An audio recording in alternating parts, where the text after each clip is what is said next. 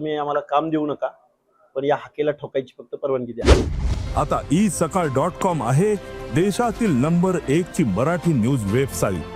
प्रत्येक अपडेटसाठी isakal.com ला नक्की भेट द्या. खरं तर मी पुण्यामध्ये होतो, हॉस्पिटलमध्ये ॲडमिट होतो.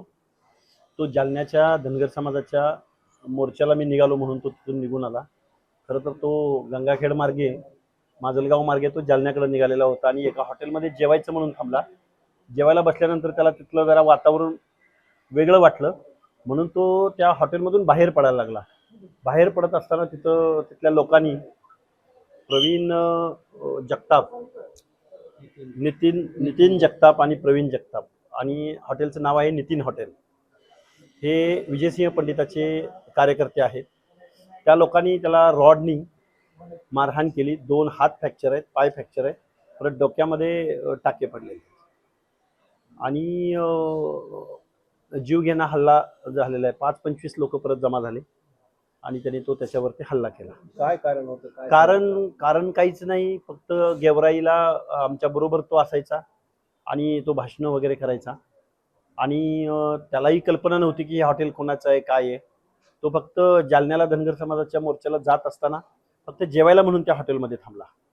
त्यावेळी तिथल्या लोकांनी पकडून, आणि याच नितीन जगतापनी एक 20 ऑगस्टला पोस्ट टाकलेली होती की विजयराजे तुम्ही आम्हाला काम देऊ नका, पण या हाकेला ठोकायची फक्त परवानगी द्या. ती सर्व त्याची पोस्ट वगैरे सगळे आमच्याकडे आहे.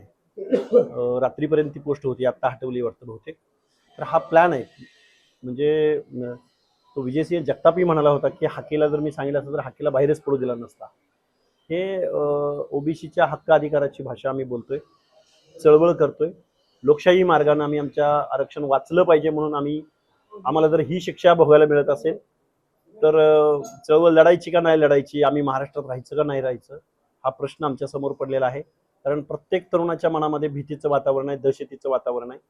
आणि विशेष करून मराठवाड्यातल्या प्रत्येक तरुणाला असं वाटतंय, एका बाजूला प्रचंड या शासनानं आपलं आरक्षण घालवलंय ही भावना आहे, आणि दुसऱ्या बाजूला कोण बोलेल, कोण आवाज उठवेल, कोण भाषण करेल त्याला मारहाण करायची ही नीती इथं, म्हणजे दडपशाही आणि झुंडशाही इथं चालू आहे असं मला वाटतं. आपण काय गृहमंत्री मुख्यमंत्र्यांकडे याविषयी माहिती दिली? मी एसपींना भेटलोय सकाळी बीडच्या. एसपींना ही वस्तुस्थिती सांगितलेली आहे. कलमं जेवढी कठोरातली कठोर कलम आहे त्यांनी ते लावलेली आम्ही बघितलेले. 302 सारखं कलम लागलेलं आहे. आज संध्याकाळ 307 सारखं कलम लागलेलं आहे. आणि कामत साहेबांनी आम्हाला सकाळी सांगितलंय संध्याकाळपर्यंत आम्ही आरोपीला अटक करत आहोत. आज संध्याकाळी जर यांनी आरोपीला नाही अटक केली तर आम्हाला बीडच्या कलेक्टर कार्यालयावरती किंवा SP कार्यालयावरती आम्हाला मोर्चाची हाक द्यावी लागेल. या लागूनच एक प्रश्न आहे, सध्या जालन्यामध्ये धनगर आरक्षणासाठी आमरण उपोषण करत आहेत. आज कार्यकर्ते भरपूर मोठ्या संख्येने गेले. ST मधून आरक्षणाची मागणी होते.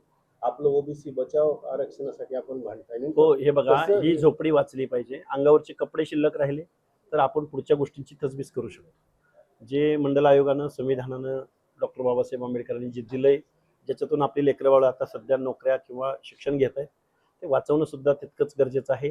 आणि काही लोकांना वाटू शकतं की आपली STची लढाई आहे लढाई, 4 पिढ्यांची लढाई आहे, पण आपल्या ताटातलं वाचवणं हे सुद्धा तितकंच गरजेचं आहे. त्यामुळं इथला सुशिक्षित वर्ग सुज्ञ आहे, त्याला कळतं काय करायचं आणि काय नाही करायचं. त्यामुळे ST आणि OBC असं काही वाद असण्याचं काहीच कारण नाही. दोन्हीकडे सेम क्राऊड आहे आणि आरक्षण वाचवण्यासाठी तेवढ्याच ताकदीने इथला सर्व OBC प्रवर्ग उतरेल एवढी मला आशा आहे. महाराष्ट्रातील सर्व बातम्यांचे विश्वासार्ह व्यासपीठ, सकाळच्या सर्व सोशल मीडिया प्लॅटफॉर्मला लाईक, फॉलो आणि सबस्क्राईब करा. तसंच सर्व नोटिफिकेशनसाठी बेल आयकॉन प्रेस करायला विसरू नका.